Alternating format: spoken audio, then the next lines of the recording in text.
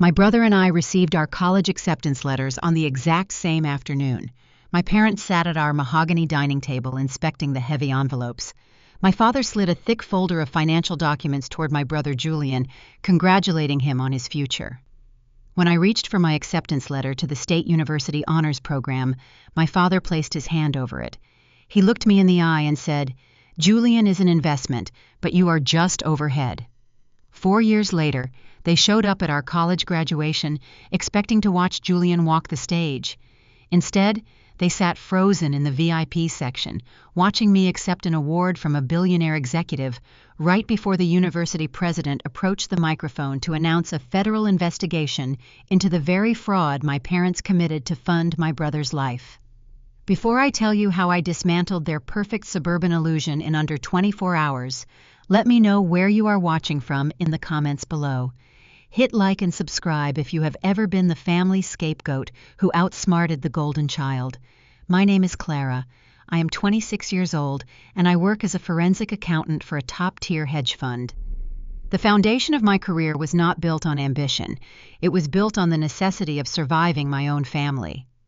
Growing up in our suffocatingly pristine neighborhood, love was treated as a transactional commodity. My mother Evelyn viewed social status as her primary currency, and my father Harrison treated his children like items on a balance sheet. Julian, with his easy smile and rehearsed charm, was the blue-chip stock.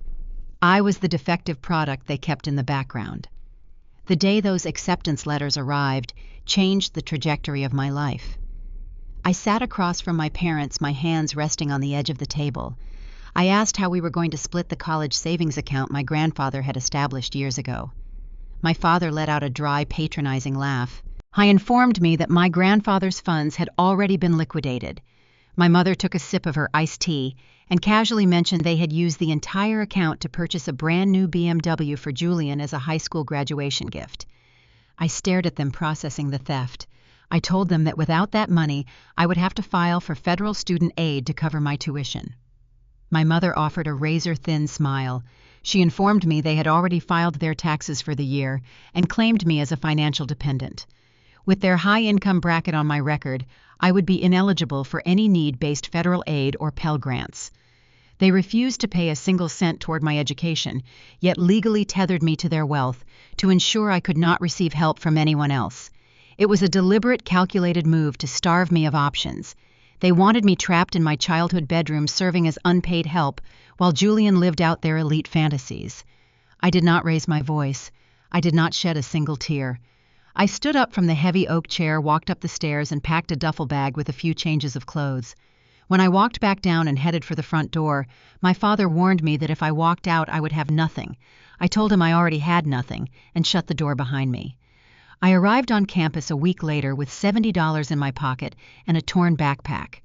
I secured a night shift at a local hospital and picked up weekend hours cleaning the university library just to cover the cost of a shared dorm room. I assumed the worst of their betrayal was behind me. I assumed their only crime was financial neglect. I was wrong. The silence between us lasted for months, during which I believed I was quietly carving out my independence.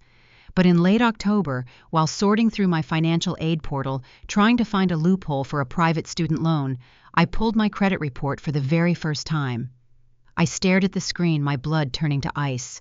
The screen showed a massive active liability tethered to my Social Security number, and it was the key to an elaborate felony they thought I would never uncover.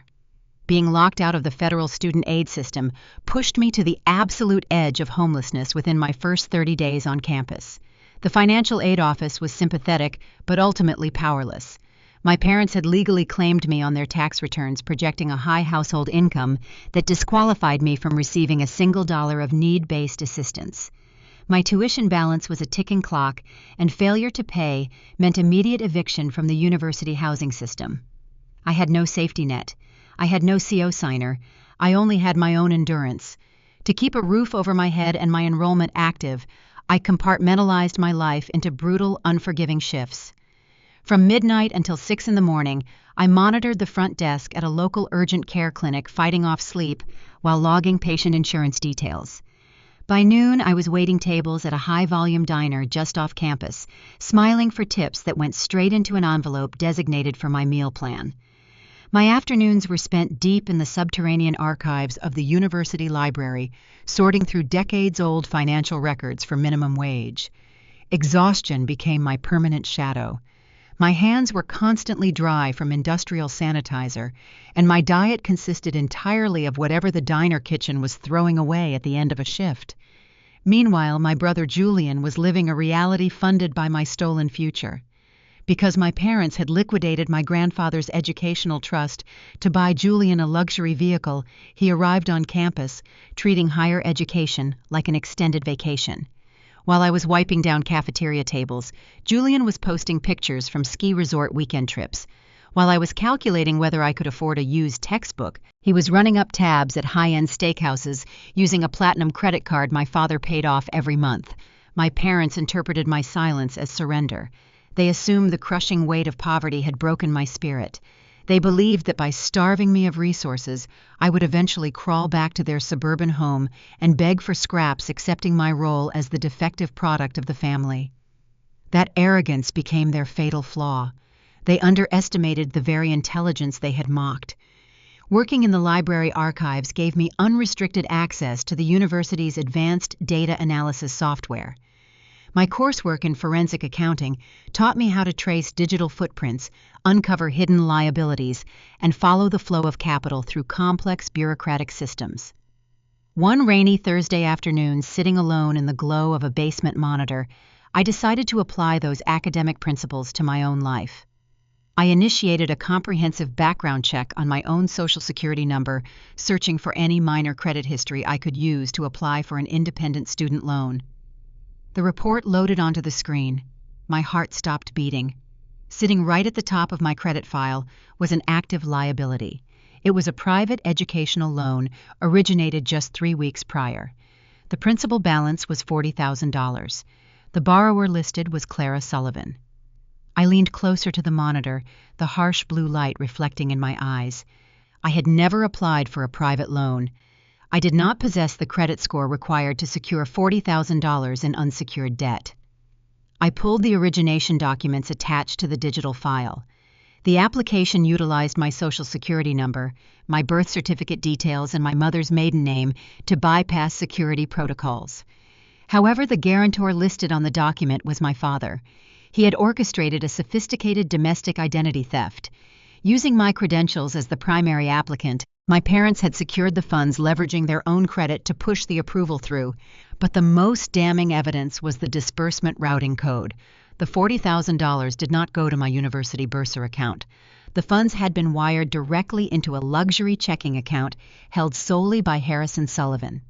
From there, a secondary transfer sent the entire sum straight into Julian's personal banking account. They had shackled me with $40,000 of high-interest debt to fund my brother's fraternity lifestyle. They forged my digital signature, weaponized my identity, and tied an anchor around my neck before I even had a chance to graduate. A wave of nausea washed over me, immediately followed by a terrifying, icy clarity. The average 19-year-old would have called the police right then. They would have stood in a precinct lobby crying, filing an identity theft report against their own parents. But I was not an average 19-year-old, and I was learning to think like a forensic auditor. If I reported the fraud to the federal authorities that afternoon, the ensuing investigation would trigger an immediate freeze on all my financial profiles.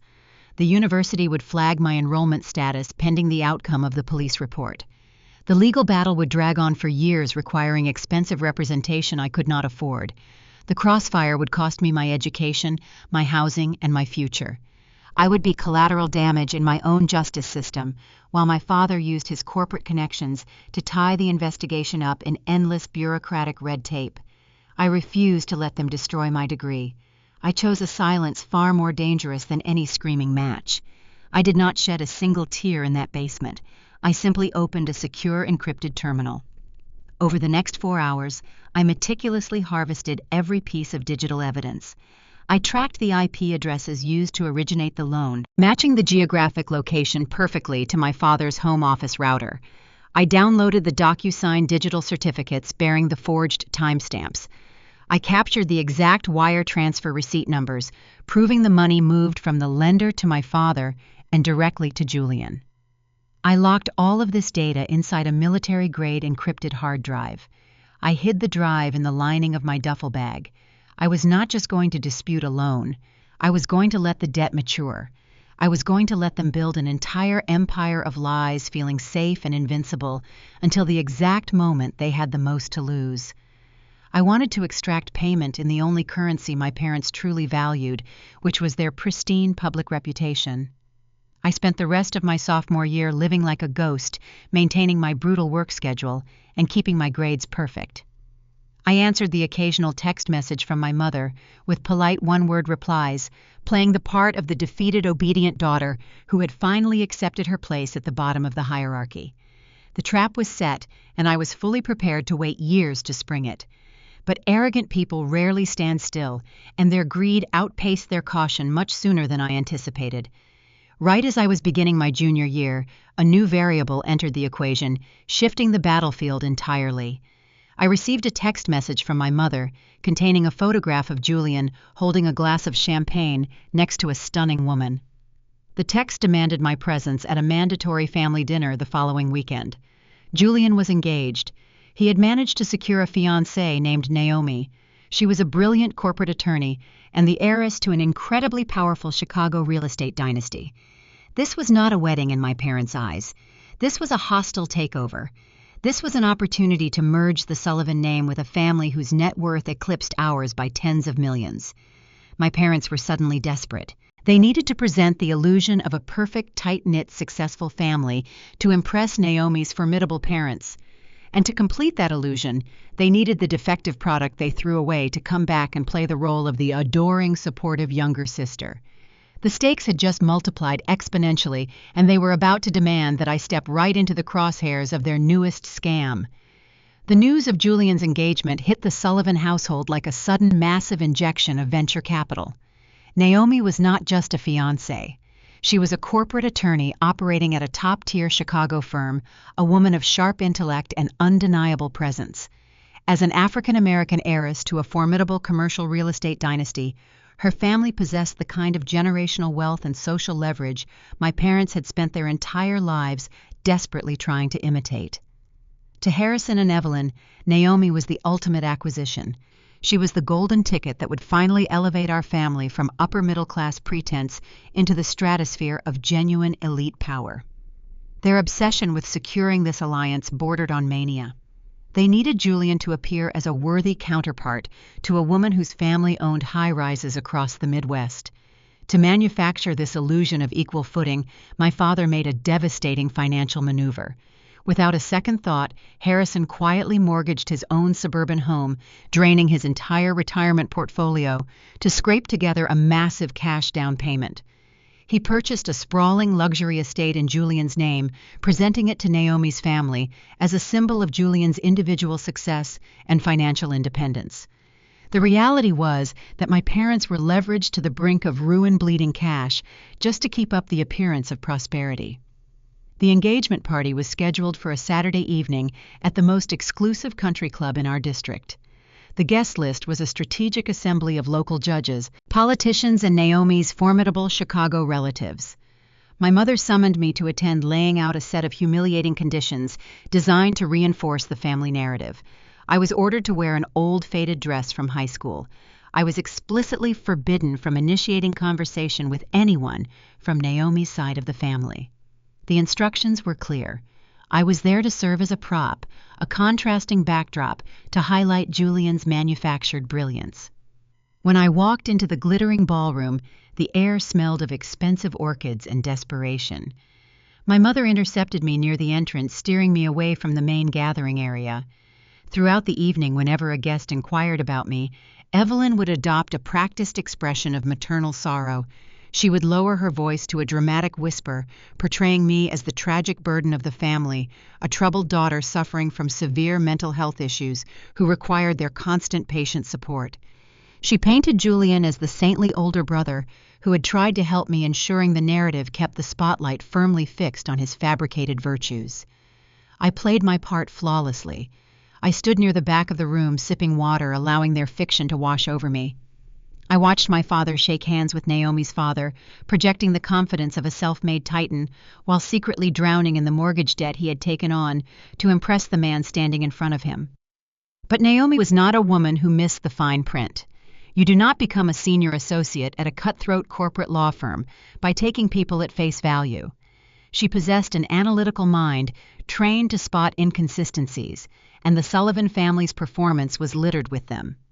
The turning point occurred near the gift table.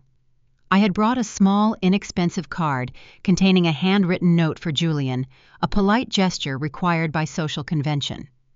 As I placed it among the towering stacks of designer gifts, my mother materialized beside me. With a swift, dismissive motion, she swept my card off the table and shoved it into her clutch, ensuring nothing associated with my poverty contaminated the display. She offered a tight, venomous smile and glided back into the crowd. I did not react.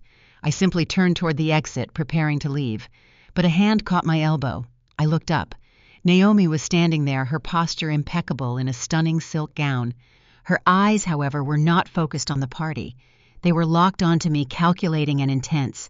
She had witnessed the entire interaction with my mother. Without a word, Naomi guided me away from the bustling ballroom, pulling me into a quiet, shadowed alcove near the coat check. The ambient noise of the jazz band faded. She crossed her arms, abandoning the polite social facade she had maintained all evening. "You study forensic accounting," Naomi stated. It was not a question. She had clearly bypassed my mother's tragic narrative and done her own research.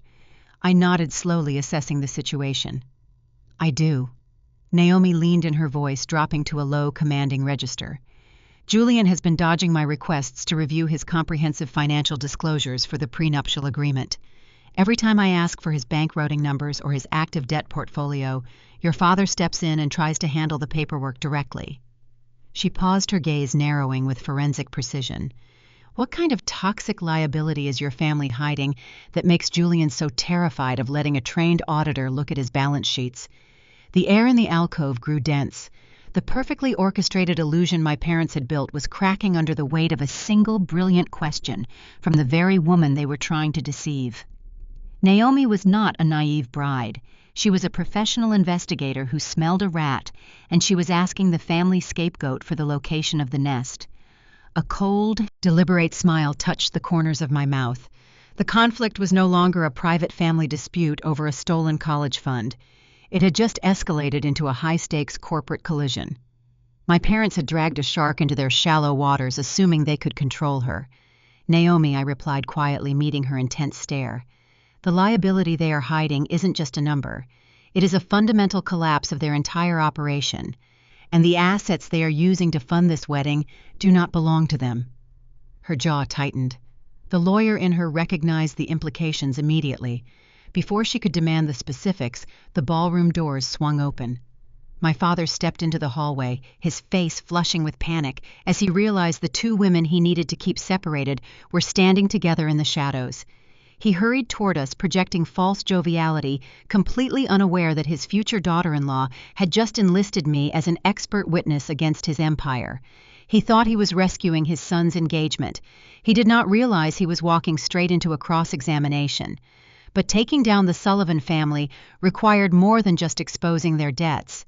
I needed access to a level of institutional power that could completely dismantle their reputation, and that power was waiting for me deep inside the university administration. I did not hand Naomi the execution order that evening. As my father ushered her back into the ballroom with forced laughter and sweating palms, I walked out of the country club into the cool night air. Exposing the forged loan to Naomi right then would merely end an engagement. It would cause a domestic dispute. I required a destruction that was absolute, public, and institutional. To achieve that, I needed leverage far beyond the scope of a disgruntled college student. I needed the kind of power that men like my father feared. I found my entry point within the administrative labyrinth of the university. To supplement my exhausting night shifts at the clinic, I secured a position in the Office of Financial Integrity. The pay was abysmal, barely hovering above minimum wage, and the responsibilities were tedious. My job was to manually reconcile departmental budget discrepancies, a task designated for students desperate enough to accept drudgery for a meager paycheck. The administration assumed a tired sophomore would simply verify the numbers and file the reports away in a dusty cabinet. They handed the keys to the vault to a forensic accounting major who had spent her entire adolescence learning how pathological liars disguise their tracks. My father's manipulation had trained me to view every ledger as a potential crime scene. I channeled the suffocating rage of my stolen future into pure surgical focus. Within 3 weeks of staring at glowing spreadsheets in a windowless campus office, I noticed an anomaly. It was subtle. A slight recurring misalignment in the disbursement schedules for specific athletic and merit-based scholarships. To an untrained eye, it looked like a bureaucratic rounding error. To me, it looked like a siphon. I traced the digital routing numbers backward. I bypassed the standard accounting software and utilized a cross-referencing algorithm I had built during a late-night coding session. The data unraveled like a rotting sweater. I uncovered a highly sophisticated embezzlement ring operating right under the administration's nose. 2 associate deans were systematically redirecting surplus grant funds into dummy corporate accounts designed to look like external vendor payments. Standard protocol dictated that I submit my findings to the department supervisor. I bypassed the chain of command entirely. Handing this to middle management meant risking a cover-up.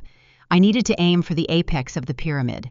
I compiled a comprehensive airtight dossier containing IP addresses, transaction timestamps, and the shell company registration documents. I placed the file inside a blank manila envelope.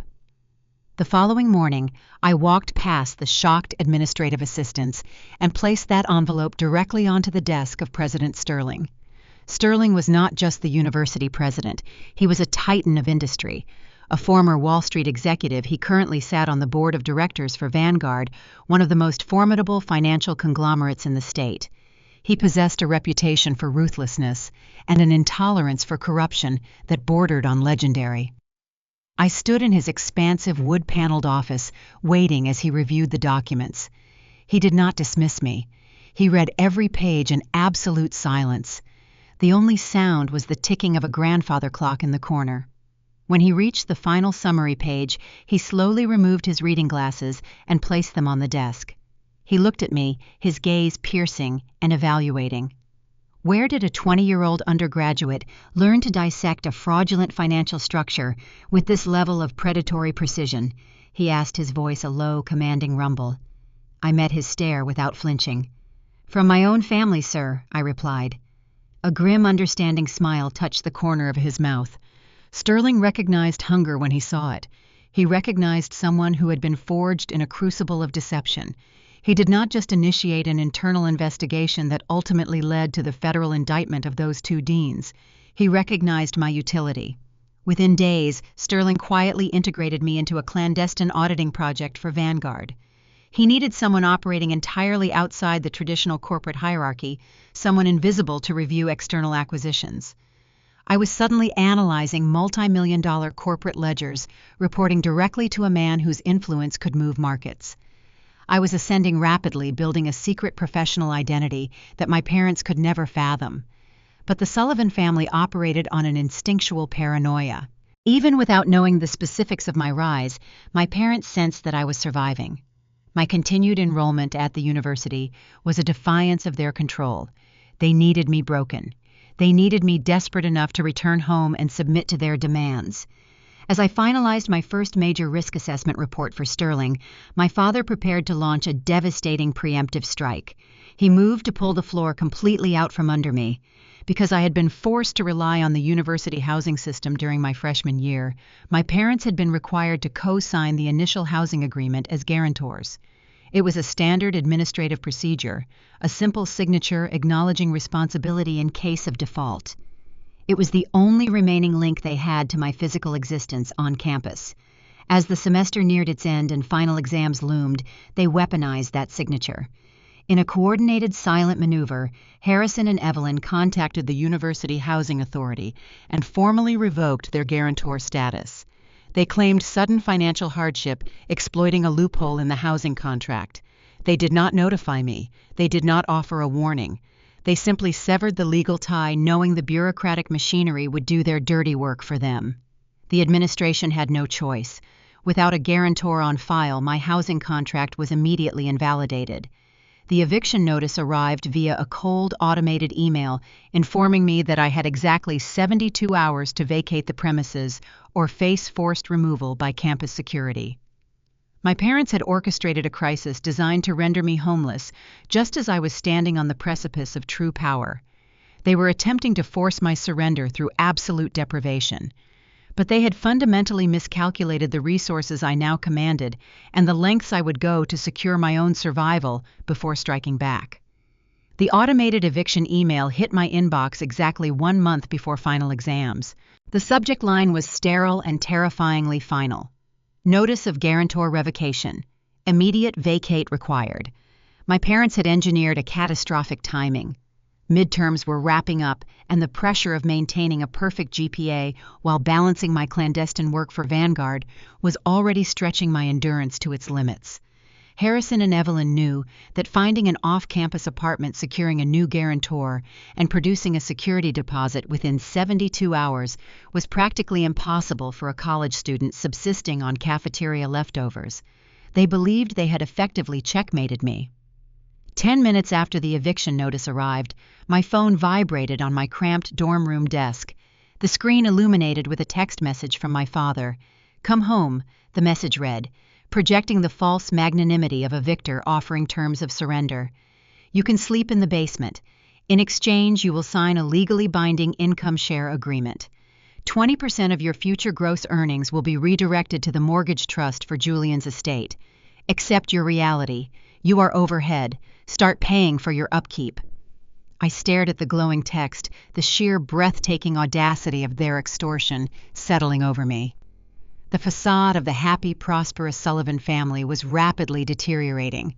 Naomi's family, steeped in the rigorous due diligence of corporate real estate, had escalated their demands. They were insisting on comprehensive financial disclosures before finalizing any wedding arrangements. My father, drowning under the suffocating weight of the massive mortgage he had impulsively secured for Julian's mansion, was desperate for liquidity. He was attempting to securitize my future to prevent his own imminent bankruptcy. They wanted to permanently shackle my earning potential, to subsidize Julian's fabricated success, using the threat of homelessness as the bludgeon to force my signature. They viewed me not as a daughter in crisis, but as an untapped revenue stream they could exploit to patch the gaping holes in their balance sheet. I sat in the dim light of my dorm room, the sound of students laughing in the hallway, contrasting sharply with the silence of my own isolation. I was standing at a critical juncture. The path they demanded led straight back to the suffocating confines of my childhood, functioning as an indentured servant to my brother's ego. The alternative was sleeping in my beat-up sedan while trying to pass advanced econometrics. I did not reply to the text. I did not engage in the emotional theater they craved. I recognized that engaging with a blackmailer only validates their leverage. Instead, I pivoted toward the only source of genuine power I had cultivated. I opened a secure email client and attached the PDF of the eviction mandate. I directed the message to President Sterling's encrypted Vanguard address. I did not draft a plea for sympathy or a narrative of familial abuse. I framed the situation as a logistical impediment to our ongoing operational goals. President Sterling. I typed my keystrokes sharp and deliberate. My current housing arrangement has been abruptly compromised, presenting a temporary disruption to my workflow. I require an immediate advance on the first month's compensation for the Q3 risk assessment project. In exchange for expediting these funds, I will deliver the fully sanitized comprehensive audit of the Midwest acquisition targets to your desk within 48 hours, half the projected turnaround time. I hit send, the digital transmission slicing through the night. It was a calculated risk. I was leveraging my demonstrated competence against my immediate vulnerability, betting that a titan of industry valued efficiency over protocol. I packed my few belongings into my duffel bag, moving with mechanical precision. I did not shed a tear over the sparse room. I was discarding the last physical remnant of the life my parents thought they controlled. Less than an hour later, my phone vibrated again. It was an alert from my banking application. I opened the notification. A wire transfer had just cleared. $15,000 had been deposited directly into my previously barren checking account. The transaction reference contained a single terse note from Sterling: "Deliver the report by Friday noon. Do not miss the deadline." A cold, resolute satisfaction settled into my chest. The leverage my parents thought they held had just disintegrated. By noon the following day, I had secured a lease on a sleek, high-rise apartment in the center of the financial district. The building featured floor-to-ceiling windows, a secure lobby, and a view that stretched across the city skyline. I paid the first and last month's rent, plus the security deposit, entirely in cash. I settled into my new, immaculate space, the silence profound and empowering. I opened my laptop and began meticulously dismantling the financial data for Sterling's Q3 report, my focus absolute. I left my father's extortionate text message completely unanswered. I allowed Harrison and Evelyn to marinate in the arrogant assumption that I was crushed, scrambling for a place to sleep, and inevitably preparing to crawl back to their basement to sign away my future. I let them believe their trap had worked flawlessly. They were busy celebrating their perceived victory, completely oblivious to the fact that their defective product was now operating from a luxury high-rise backed by institutional wealth and finalizing a counteroffensive designed to annihilate their entire social and financial existence. The silence was a tactical deployment, a deliberate blackout before a catastrophic strike. But as I finalized the Vanguard report, ensuring my position with Sterling was unassailable, a new, highly volatile piece of intelligence surfaced. It was a revelation so grotesque, so deeply embedded in the corruption of my family's dynamic, that it presented the perfect opportunity to detonate their empire, not just financially, but entirely in the public eye. Julian's carefully curated academic facade was about to crumble, and I was holding the sledgehammer. The view from my new apartment offered a panoramic perspective of the city, a stark contrast to the subterranean existence my parents had planned for me.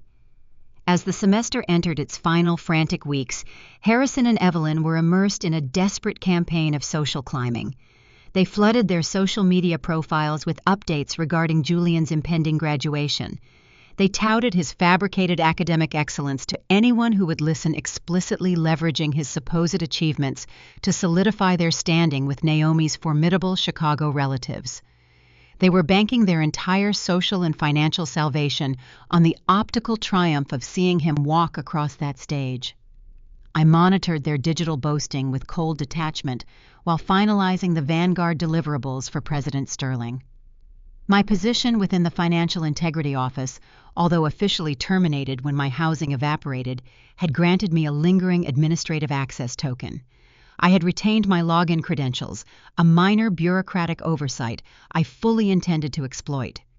Late one evening, the automated system generated an internal flag. The alert was routed to an administrative inbox I was still actively monitoring. The subject line triggered a sharp spike of adrenaline: academic integrity violation, disciplinary hold pending. The student identification number attached to the file belonged to Julian Sullivan. I opened the dossier, my eyes scanning the heavily redacted administrative notes. The golden child, the future of the family, was a complete academic fraud. Julian had spent the entirety of his senior year coasting on the funds liquidated from my grandfather's trust. Rather than attending lectures, he had utilized that stolen capital to finance extravagant trips and, more destructively, to hire a ring of proxy students to complete his coursework and sit for his remote examinations. The scheme had finally collapsed. A teaching assistant had noticed stark inconsistencies in his writing style across different modules and initiated a formal review. The investigation uncovered the proxy network. Julian had been caught red-handed committing systematic academic dishonesty. The file detailed the immediate consequences. He was stripped of all credits for the semester. He fell drastically short of the requirements for graduation. More severely, he was placed on indefinite suspension, pending a formal disciplinary hearing that would likely result in permanent expulsion. Julian Sullivan was not going to receive a degree. His name had already been struck from the commencement roster. The revelation was staggering, but the subsequent layer of the investigation file contained a detail so repulsive it bordered on the surreal. The administration noted a series of highly irregular communications attempting to halt the disciplinary proceedings. A concerned family member had reached out directly to the department head overseeing the investigation. This individual had not requested leniency or offered an apology on Julian's behalf. They had offered a substantial departmental donation in exchange for the immediate dismissal of the academic charges and the reinstatement of Julian's credits. I traced the origin of the communication. It was my father. Harrison was actively attempting to bribe a university official to buy Julian's degree, and the capital he was using to fund this desperate, illegal maneuver was traced directly back to the routing account associated with the fraudulent $40,000 Parent Plus loan he had originated using my stolen identity. The sheer audacity of the scheme was suffocating. My father was using the debt he had illegally strapped to my name to bribe an academic institution into ignoring his son's cheating all to maintain the illusion of success required to secure a marriage to an heiress. They believed money could pave over any consequence, assuming the university administration operated with the same corrupt transactional morality they did. They were oblivious to the fact that the department head had immediately reported the bribery attempt to the Legal Compliance Office, adding felony tampering to Julian's existing academic charges. I sat back in my ergonomic desk chair, the glow of the monitor casting sharp shadows across my face. I possessed the disciplinary suspension order. I possessed the digital trail connecting the fraudulent loan disbursement to the bribery attempt. I held the absolute destruction of the Sullivan family empire in a single encrypted file on my hard drive. The immediate logical action would be to forward this dossier directly to Naomi. A single email to her corporate address would trigger a catastrophic detonation. As a high-powered attorney, she would recognize the immense legal and financial liability my family represented. She would terminate the engagement instantly. The withdrawal of her family's social and financial backing would plunge my parents into immediate, inescapable bankruptcy. They would lose the mansion, their reputation, and their future. It would be a swift and decisive victory. But as I looked out at the city lights, a colder, more methodical strategy began to crystallize. Sending an email was too clean. It allowed them to retreat into the shadows and spin a narrative of a tragic misunderstanding. It allowed them to manage the fallout privately. They had spent my entire life humiliating me in public. They had labeled me a defective product and attempted to force me into servitude while elevating a fraud. They craved the spotlight. They were obsessively fixated on the upcoming graduation ceremony as their crowning social achievement, the moment they would cement their status alongside Naomi's powerful dynasty. I decided I would not deny them their stage. I would let them attend the ceremony. I would let them dress in their finest designer clothing and take their seats in the VIP section. I would allow them to ascend to the absolute apex of their arrogance. I wanted the execution of their reputation to be a spectator sport, witnessed by the very people they were so desperate to impress. The detonation needed to be public, undeniable, and permanent. To orchestrate a collapse of that magnitude, I could not act alone. I needed an inside operator, someone with the specific legal expertise and the absolute ruthlessness required to maneuver the Sullivans into a corner from which they could never escape. I needed the woman they thought they were acquiring as a trophy. It was time to pull Naomi off the sidelines and invite her to join the firing squad. I initiated contact with Naomi through a secured encrypted email, bypassing the family networks entirely. I requested a brief off-the-record meeting at an obscure high-end espresso bar in the financial district far removed from the suburban enclaves my parents frequented. The brevity of my message conveyed the necessary urgency. I did not mention Julian or the impending graduation. I simply stated that I possessed financial disclosures relevant to her upcoming merger. Naomi arrived precisely at the designated time. She did not wear the soft, approachable facade she adopted during family gatherings. She entered the cafe projecting the austere, calculated presence of a senior associate preparing for a hostile deposition. She wore a sharply tailored charcoal suit, her posture rigid, her eyes scanning the room before locking onto me. She sat down across the small marble-topped table, completely ignoring the menu. She did not offer pleasantries. "You have 5 minutes, Clara." Naomi stated, her voice devoid of inflection. She began a slow, rhythmic tapping of her index finger against the tabletop, signaling that my time was actively depreciating. I did not offer an explanation or a preamble. I reached into my leather portfolio, extracted a thick, heavily bound dossier, and slid it smoothly across the table until it rested directly in front of her. Naomi ceased tapping. She opened the folder. I had arranged the documents with forensic precision, designing the narrative to escalate in severity with every page she turned. The first section contained the official university disciplinary report. It detailed Julian's systematic academic fraud, the proxy student network, and the formal suspension order confirming his immediate removal from the commencement roster. The second section held the origination documents for the $40,000 loan. The forged digital signatures were highlighted alongside the IP address logs linking the transaction directly to my father's home office. The final section contained the kill shot. It was a comprehensive breakdown of Harrison Sullivan's actual financial standing. The documents exposed the crushing, undisclosed mortgage on Julian's supposedly independent luxury estate. The accompanying transaction logs proved that my father was currently attempting to use the stolen loan funds to bribe university officials. More importantly, the financial modeling I included demonstrated clearly that the Sullivan family was facing imminent catastrophic insolvency, entirely dependent on absorbing Naomi's projected dowry to avoid foreclosure. Naomi's reaction was terrifying in its absolute control. A lesser person might have wept, expressed disbelief, or succumbed to the emotional shock of a shattered engagement. Naomi did none of those things. Her face did not display the sorrow of a woman betrayed by her fiancé. It hardened into a mask of pure, unadulterated fury. It was the indignation of a brilliant legal mind realizing someone had attempted to insult her intelligence.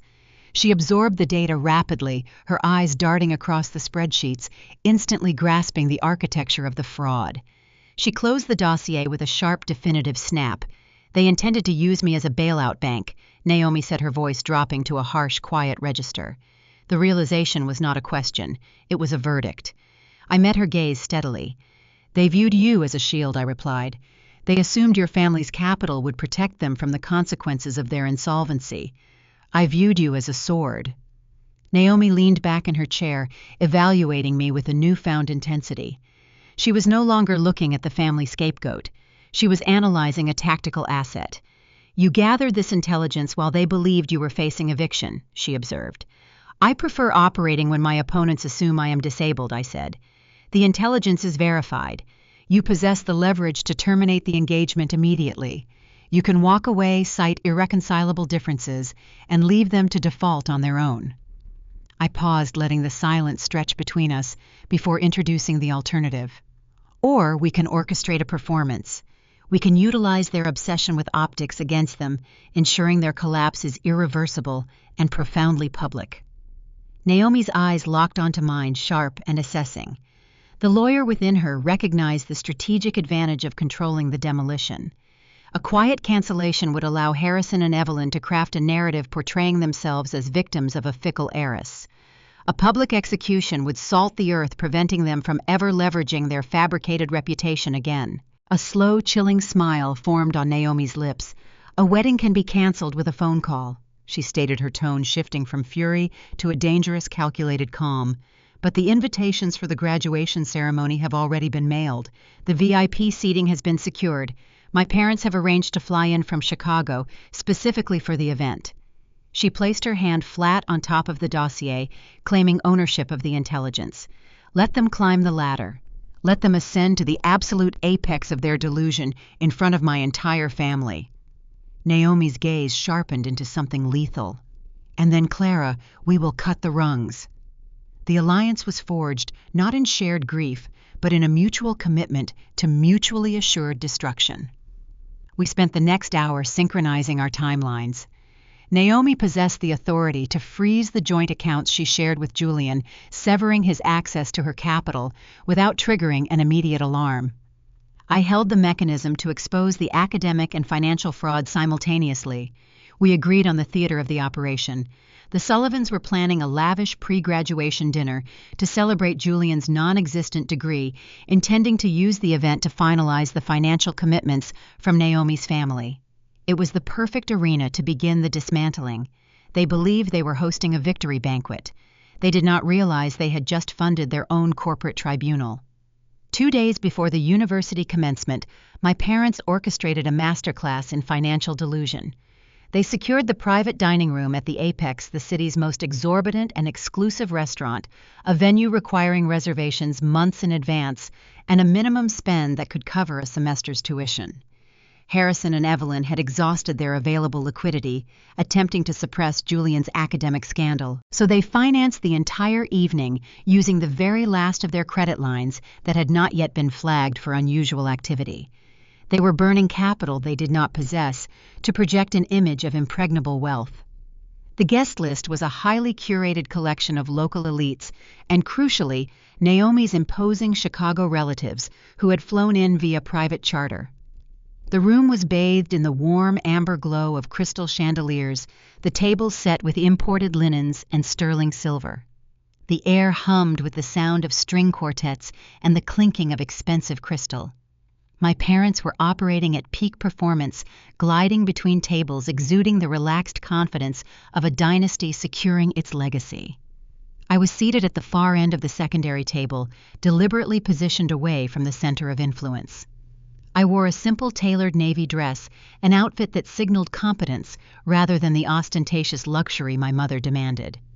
I remained silent, functioning exactly as the subdued, problematic daughter they required for their narrative.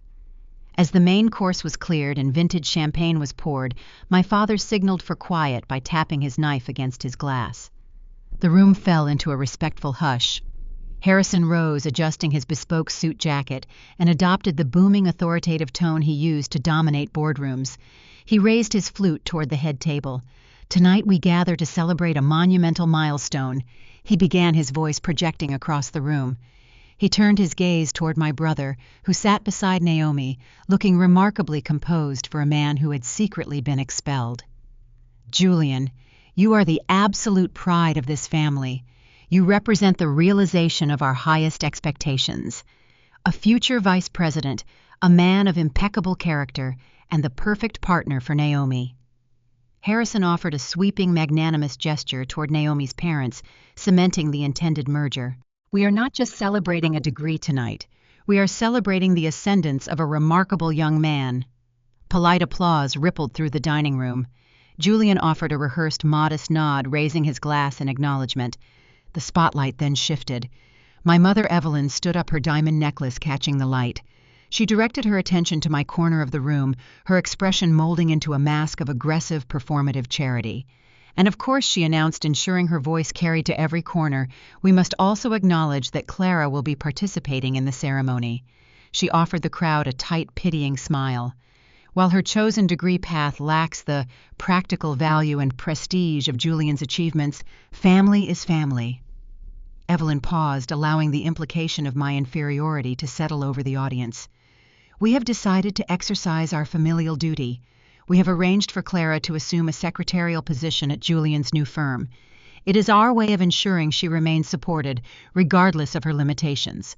We believe in grace after all." A murmur of approving applause washed over the room. Naomi's relatives nodded, visibly impressed by my parents' willingness to carry the burden of an underperforming relative. They believed they were witnessing profound parental benevolence. I did not flush with embarrassment. I did not avert my gaze. I sat perfectly still, my expression unreadable. I slowly lifted my wine glass, took a deliberate sip of the Cabernet, and placed it back on the table with a soft, definitive clink. At the head table, Naomi smoothly rose to her feet.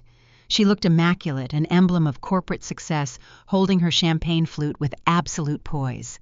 She turned toward my mother, her lips curling into a smile so radiant it bordered on predatory. "Evelyn is entirely correct," Naomi said, her voice clear and melodic, projecting effortlessly. "The grace and generosity demonstrated by the Sullivan family this evening is truly illuminating. It has certainly opened my eyes to the realities of how this family operates." She raised her glass toward Harrison and Evelyn. "To the Sullivans, may your true legacy be recognized exactly as it deserves." The toast was met with enthusiastic cheers. Julian beamed, pulling Naomi closer, completely unaware of the lethal double meaning woven into her words. My parents smiled proudly, secure in the belief that they had successfully dazzled their future in-laws and publicly subordinated their defective daughter. They were celebrating on a trapdoor. What Harrison, Evelyn, and Julian did not know, what no one in that glittering dining room besides Naomi and I understood, was that less than an hour before arriving at the restaurant, Naomi had executed a devastating legal maneuver. Utilizing emergency injunction protocols through her Chicago firm, she had quietly finalized the freezing of all joint asset accounts she shared with Julian. She had initiated a complete lockdown on the capital intended for their future estate, severing Julian's access to her family's wealth. Furthermore, I had received a covert confirmation message from President Sterling just as the appetizers were served. The internal compliance team had finished processing the evidence regarding Harrison's bribery attempt. The university had formally transferred the dossier to federal investigators. My parents were dining on expired credit toasting, a son who possessed no degree, and relying on a dowry that had already been legally vaporized. The fuse was lit, the structural supports were removed, and the only thing remaining was the spectacular catastrophic collapse scheduled for the main stage of the commencement ceremony. The morning sun beat down on the sprawling athletic complex of the State University, illuminating an arena primed for a spectacle. Over 5,000 graduating seniors formed a restless, shifting ocean of black fabric on the central field. Surrounding them, tens of thousands of family members packed the stadium bleachers to capacity, their cheers generating a constant, deafening roar. For the vast majority of those in attendance, this was a day of genuine triumph and hard-earned celebration. For Harrison and Evelyn, however, it was a high-stakes public relations maneuver, the final stage of a prolonged corporate deception. My parents arrived early, armed with the arrogant posture of a conquering dynasty. Harrison wore a bespoke Italian suit tailored to project financial invulnerability, while Evelyn draped herself in a prominent designer dress, utilizing the fabric to signal a generational wealth they did not actually possess. They aggressively navigated the dense crowds, bypassing the standard seating areas to claim their places in the exclusive VIP section. They positioned themselves strategically alongside Naomi's imposing Chicago relatives, eager to share the elite airspace. They sat straight-backed and smiling, ready to watch their golden child claim his academic crown and cement the alliance between the two families. There was only one critical flaw in their meticulous staging. The heir apparent was missing. According to the embossed commencement programs my mother clutched in her hands, Julian was scheduled to sit in the premier rows, designated for the business school honors candidates. Harrison scanned the vast sea of seated students, maintaining a rigid, practiced smile for the benefit of Naomi's formidable father sitting beside him. Beneath that polished exterior, a frantic tension was beginning to take root. The ceremony was mere minutes away from commencing, and Julian's designated chair remained glaringly empty. What my parents did not know was that their prized asset was currently trapped inside a tile-lined restroom beneath the stadium bleachers, experiencing the abrupt, humiliating reality of institutional consequence. When Julian had swaggered up to the staging tents an hour earlier, fully expecting to collect his regalia and take his place at the front of the line, the barcode scanner had flashed a definitive red warning. Instead of being handed a graduation gown, he was intercepted by two campus security directors. Operating under strict administrative orders, they informed him that his profile carried an active, non-negotiable disciplinary ban. He was explicitly forbidden from participating in the commencement exercises and ordered to vacate the graduate staging area immediately. Stripped of his academic armor and humiliated in front of his peers, Julian had retreated to the nearest isolated corridor. He was now huddled in a bathroom stall, frantically dialing my father's cell phone, his hands shaking as the illusion of his superiority shattered. He was desperate for a financial bailout, pleading for Harrison to pull a string or bribe an official, completely unaware that his father's leverage had already evaporated. In the VIP section, Harrison's phone vibrated relentlessly against his ribs. I watched from the perimeter of the field as he discreetly checked the caller ID, his jaw hardening into solid granite. He leaned over and whispered something sharp into Evelyn's ear. Her posture instantly rigidified. The pristine facade was fracturing in real time. Naomi's parents, perceptive and accustomed to punctuality, were beginning to ask polite but pointed questions regarding Julian's whereabouts. Naomi herself sat quietly nearby, her expression, a mask of serene anticipation, perfectly playing the role of the supportive fiancé, while knowing exactly why the groom was absent. Unable to maintain the charade while her son was missing in action, my mother abruptly excused herself from the elite enclave. She pushed her way out of the bleachers and descended into the bustling concourse. Her eyes darted frantically through the throngs of students and security personnel, hunting for the son who was supposed to validate her entire existence. She did not find Julian. She found me instead. I was walking deliberately toward the central staging corridor, the pathway reserved exclusively for the university's top academic achievers. I wore the standard black robe, but draped heavily over my shoulders was a striking gold sash denoting summa cum laude honors. The metallic thread caught the morning light, serving as a bright, undeniable beacon of the exact excellence they had insisted I was incapable of achieving. Evelyn halted in her tracks, the crowd flowing around her like water around a stone. Her gaze dropped to the gold sash, then snapped up to my face. The cognitive dissonance short-circuited her reasoning. She was staring at the defective product wearing the crown meant for her son. Driven by a volatile mixture of fear and raging entitlement, my mother lunged forward. She shoved past a group of celebrating families and intercepted me just as I reached the security checkpoint. Her hand shot out her fingers, digging painfully into my forearm. Her grip was desperate, the polished matriarch replaced by a cornered predator trying to salvage a sinking ship. "What did you do to your brother?" she hissed, her voice a toxic whisper, designed to avoid drawing the attention of passing strangers. Her eyes were wild, darting around the concourse to ensure Naomi's relatives were nowhere in sight. "He is stuck in the administration building saying they will not let him walk. You have access to their systems. You sabotaged his clearance." I looked down at her hand gripping my arm, then back up to her face. I did not speak, allowing her rising panic to fill the space between us. I analyzed her desperation with the detached precision of an auditor reviewing a bankrupt ledger. "Take that off right now," Evelyn demanded, her voice shaking with rage as she pointed her free hand directly at my gold honor sash. "Take it off and give it to me. We are going to find Julian, put it on him, and get photos by the main gates before Naomi's family realizes what is happening. We can spin the story with the registrar later, but we need the pictures today to show the Chicago guests. Take it off, Clara. Do not humiliate this family." The sheer breathtaking magnitude of her delusion hung in the air. Even as her empire burned to the ground, her only instinct was to steal my merit to construct a fraudulent photo opportunity. She truly believed she could simply strip the achievement off my shoulders and pin it onto a cheat to appease her wealthy future in-laws. She viewed my success as a spare part, a resource meant to be harvested for Julian's benefit. I did not raise my voice.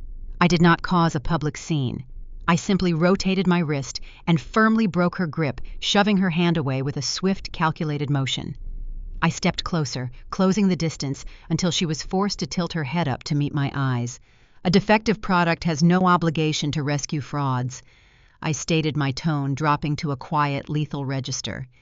"Julian failed because he is a cheat, and you failed because you funded his lifestyle with stolen money. No one is giving you a photo op to hide behind." Evelyn's mouth opened, but the words evaporated before they could form. The color drained entirely from her cheeks, leaving her face a chalky, sickly gray. She stared at me, the reality of her powerlessness finally penetrating her arrogance.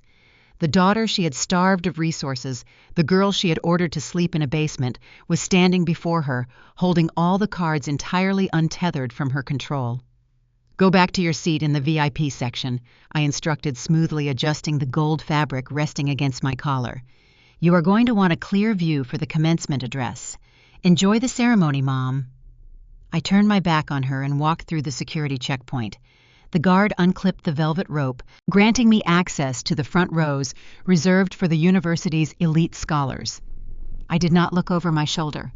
I left Evelyn standing frozen in the middle of the crowded concourse, surrounded by thousands of cheering families. She was paralyzed, her mind desperately trying to calculate the trajectory of the disaster unfolding around her.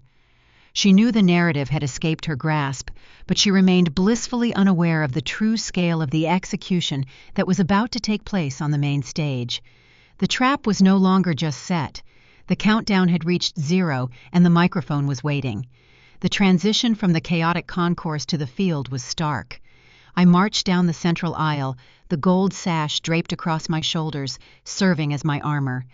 I took my assigned seat in the very front row, precisely where the university placed its highest achieving scholars. The sun glinted off the brass instruments of the marching band as they finished the final bars of the processional march.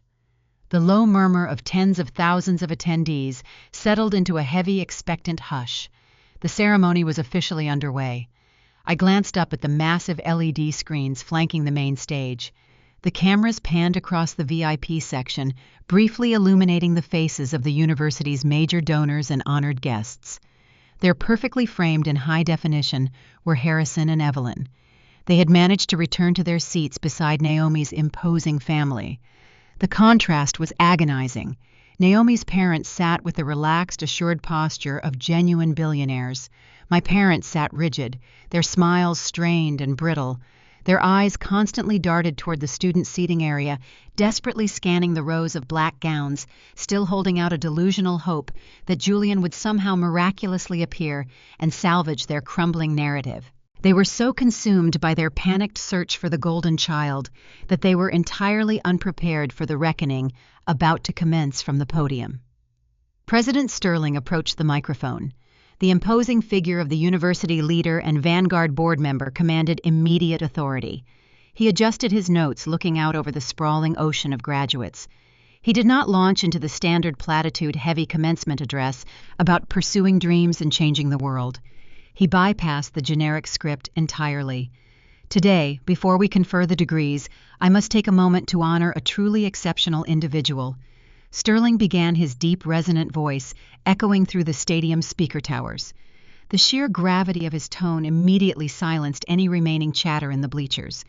This institution prides itself on cultivating brilliance, but occasionally we encounter a student whose intellect is matched only by their profound moral courage. In the VIP section, Harrison leaned closer to Naomi's father, likely preparing to offer a rehearsed patronizing comment about the value of charity cases. My mother was nervously twisting her diamond ring, her attention clearly focused on her phone hidden in her lap, likely waiting for an update from Julian in the bathroom stall. They were paying zero attention to the words being spoken on stage. They assumed the speech had nothing to do with their reality. I want to recognize a graduating senior who did not arrive on this campus with privilege or a financial safety net. Sterling continued, the volume of his voice rising to ensure every word landed with impact. This individual overcame forced eviction and the immediate threat of homelessness during their academic career. Yet they did not simply survive. They utilized their exceptional analytical skills to conduct a complex, independent forensic audit. The stadium was dead quiet. The narrative was highly unusual for a commencement address, gripping the audience with its raw intensity. Naomi, sitting just inches away from my parents, subtly shifted her posture. She knew exactly where this speech was heading, and she was watching the Sullivans closely, savoring the impending impact. Their investigation, Sterling declared, his voice carrying the full weight of a corporate titan, delivering a verdict successfully uncovered and dismantled a multi-million-dollar embezzlement ring operating directly within our own administrative systems. This student demonstrated a level of predatory intelligence and absolute integrity that I have rarely witnessed in seasoned executives. Harrison stopped whispering to Naomi's father. The mention of embezzlement and financial fraud had finally pierced his distraction. As a man who had built a career on manipulating ledgers and dodging creditors, words like audit and investigation triggered an instinctual anxiety.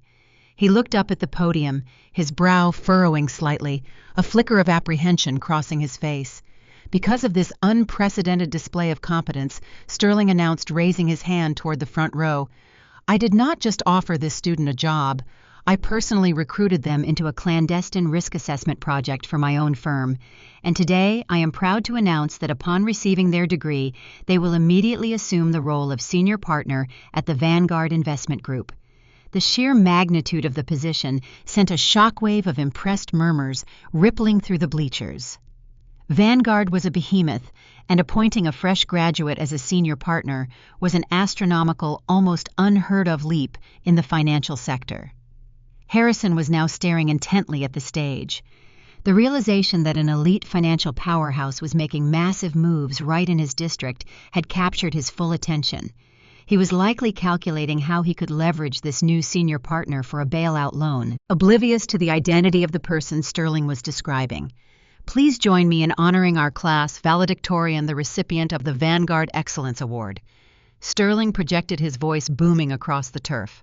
Clara Sullivan. The stadium erupted. Over 50,000 people rose to their feet in a thunderous, sustained standing ovation. The sound was a physical force vibrating through the metal bleachers and echoing off the concrete walls. I stood up from my chair in the front row. I did not rush. I walked up the central stairs with a slow, deliberate cadence, the gold sash swaying against my black robe. As I reached the center of the stage, I turned to face the crowd. I shook President Sterling's hand, feeling the solid weight of the commemorative plaque he handed me. At that exact second, the camera operators hit their cue. The massive LED screens towering over the stadium switched feeds. The display transitioned from a wide shot of the podium to a massive razor-sharp close-up of my face, 50 feet high, illuminated against the bright morning sky. In the VIP section, the optical illusion the Sullivans had spent 20 years constructing was instantly, violently pulverized. I looked down from the stage, my eyes tracking directly to their seats. I watched the devastating impact of the truth collide with their arrogance in high definition. My mother Evelyn physically recoiled. The color vanished from her face so rapidly, it looked as though she were suffering a medical event. Her jaw dropped open in a silent scream. The expensive designer handbag she had been clutching slipped from her fingers, hitting the concrete floor of the bleachers with a dull thud, the contents spilling unheeded around her designer shoes. She stared at the giant screen, her eyes wide with unadulterated horror, unable to comprehend that the defective product she had thrown out was currently commanding the respect of an entire stadium. Beside her, my father looked as though he had been struck by lightning. His meticulously styled hair suddenly seemed unkempt. The tailored suit appeared too large for his shrinking frame. He gripped the armrests of his VIP chair so tightly his knuckles turned a bloodless white. His chest heaved as he struggled to process the impossibility of the moment. He stared at the giant LED screen, his mouth working uselessly. What he stammered, his voice a hoarse, barely audible rasp, completely drowned out by the roar of the crowd. "What is happening?" He looked at Naomi's father, seeking validation, seeking an explanation. But Naomi's father was standing applauding respectfully toward the stage, completely ignoring the crumbling man beside him. Harrison turned back to the screen, staring at my massive image as the reality of my ascension washed over him. He had spent my entire life trying to convince me I was nothing, a burden, a financial liability. He had forged my name to steal from me, and now I stood before him as a titan holding a position of power that eclipsed his highest ambitions, publicly endorsed by a man who could buy and sell his entire law firm before lunch. The applause continued to echo a deafening soundtrack to their absolute ruin. But the execution was not complete. President Sterling had not finished delivering his address, and the second half of his speech was engineered to detonate a legal landmine that would leave my parents with absolutely nowhere to run. The celebration of my success was merely the prelude. The public indictment of their crimes was up next. I stood on the podium gripping the heavy brass edge of the Vanguard Excellence Award. The applause from the stadium was a continuous rolling wave washing over the stage and drowning out any sound from the bleachers. I looked down at the VIP section. My parents were paralyzed, pinned to their expensive chairs by the sheer unadulterated shock of my public ascension. But the operation was only half complete. Recognizing my success was the shield. Destroying their fraudulent empire required the sword. President Sterling stepped back to the microphone, raising a single authoritative hand to quiet the crowd. The cheering subsided, replaced by an attentive, expectant silence. Sterling was a man who understood the theatrical power of a pause. He let the quiet stretch for 3 full seconds before leaning into the mic. This institution is built upon a foundation of absolute academic and financial integrity. Sterling announced, his voice dropping into a register of stern, unyielding steel. We expect excellence, but we demand honesty. When that trust is violated, the consequences are immediate and severe. In the VIP section, the sudden shift in tone snapped my father out of his stupor. Harrison's head jerked up, his posture stiffening.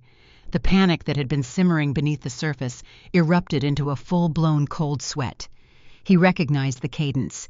It was the preamble to an indictment. This morning, Sterling continued, his words ringing out like gavel strikes across the turf.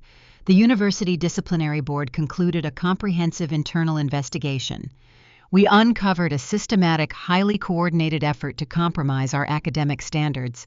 We discovered individuals attempting to purchase degrees through surrogate test takers funded by illicitly obtained capital. The stadium murmured, a collective rustle of shock rippling through the graduates and their families. This was not standard commencement rhetoric. This was a public execution. My mother, Evelyn, clutched her throat, her chest heaving as she struggled to pull oxygen into her lungs. She looked frantically at Harrison, who was staring fixedly ahead, his eyes wide and unblinking. The horrifying reality of Julian's absence had finally crystallized. The golden child was not merely late. He was the subject of the administration's wrath. Furthermore, Sterling stated, delivering the final fatal blow, we intercepted direct communications attempting to bribe university officials to suppress these findings. Let me be unequivocally clear. This university does not accept hush money.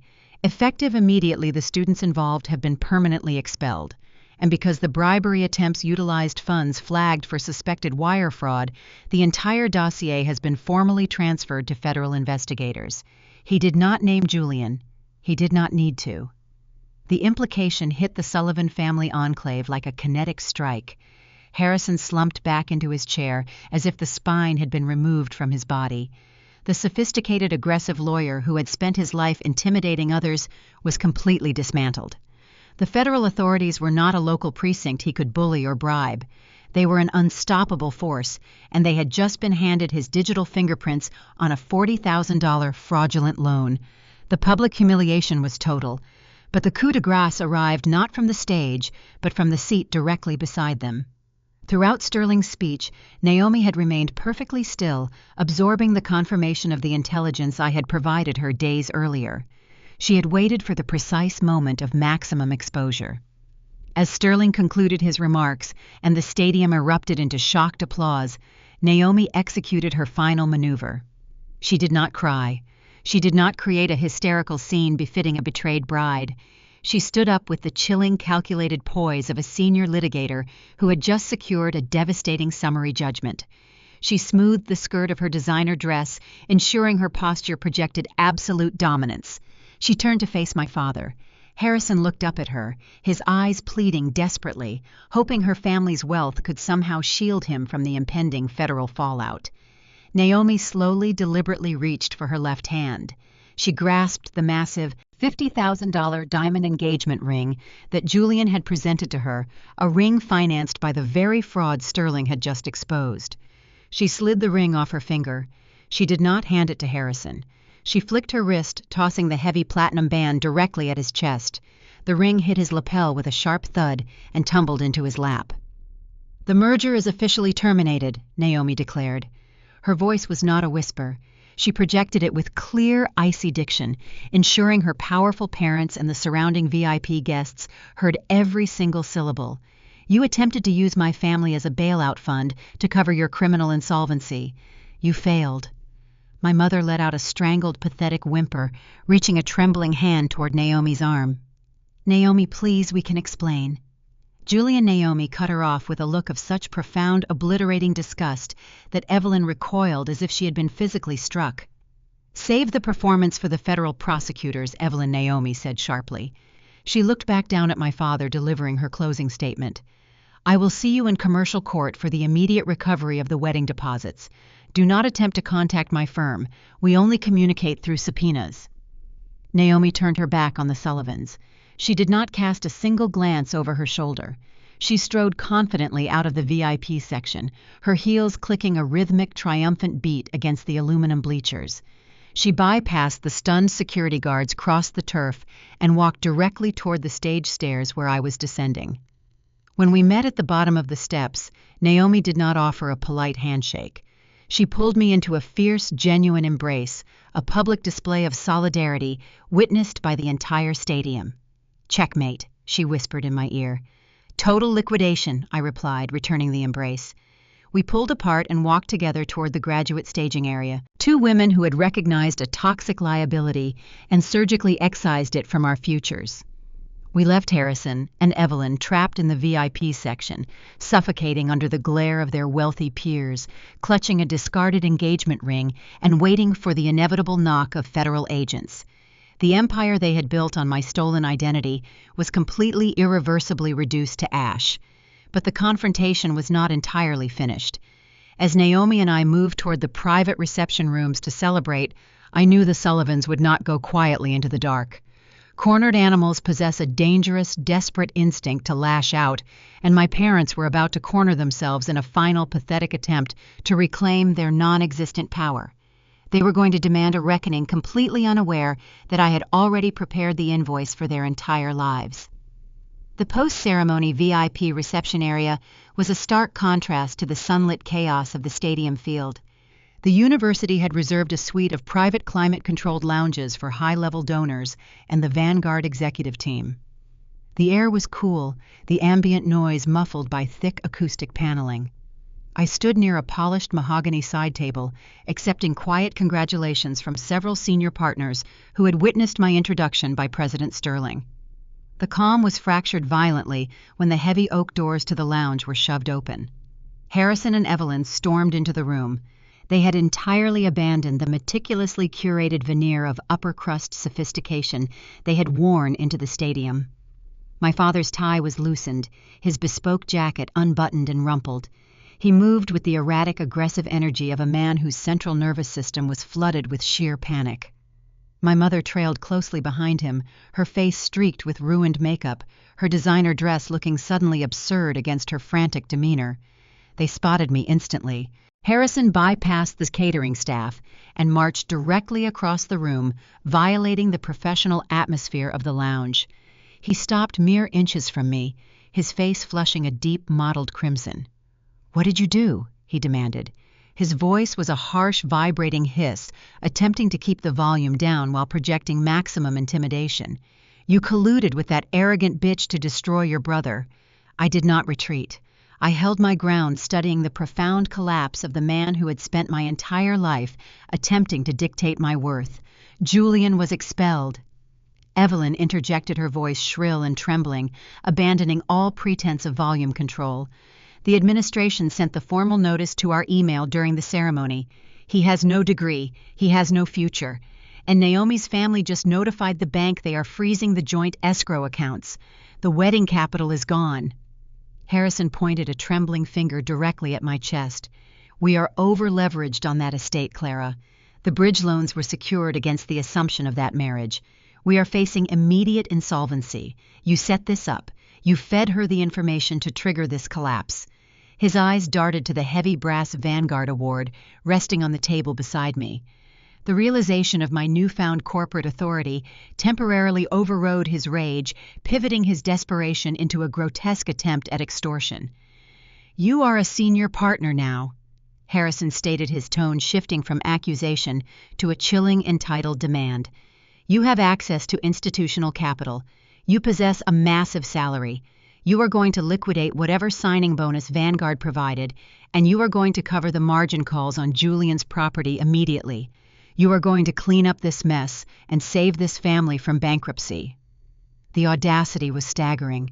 Even as the federal authorities were closing in, even as his fraudulent empire burned to the foundation, his instinct was to treat me as a financial utility. I truly believed that a title promotion simply meant I possessed a larger bank account for him to drain. He expected the defective product to subsidize his survival. I did not blink. I did not raise my voice. I slowly reached for the slim black leather portfolio I had carried into the reception. I unclasped the closure with a sharp, distinct snap that echoed in the tense silence between us. "Pay off your debts," I repeated quietly, testing the phrase on my tongue. I withdrew a thick, heavily bound stack of legal documents and dropped it forcefully onto the mahogany table. The papers fanned out, exposing the stark, undeniable evidence of their criminality. "I think we need to clarify the ownership of those debts, Harrison," I said, maintaining absolute icy eye contact. I tapped the top document. It was the origination file for the $40,000 private educational loan. The forged digital signatures were clearly visible, flanked by the IP address logs linking the transaction directly to his home network. This is the comprehensive record of the Parent Plus loan you originated utilizing my stolen identity, I explained smoothly.